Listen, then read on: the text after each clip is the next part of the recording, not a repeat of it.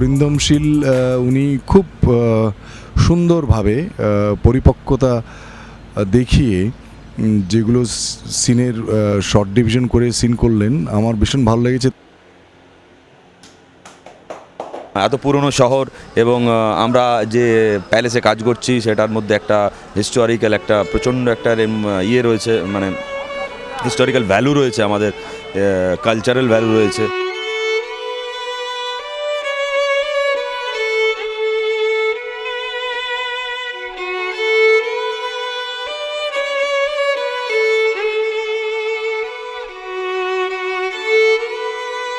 আমরা রামনগর ফোর্টে বহুদিন শ্যুট করেছি, তো রাজবাড়ির সেই সব জায়গায় আমরা পৌঁছতে পেরেছি যেখানে সাধারণ মানুষ পৌঁছতে পারে না।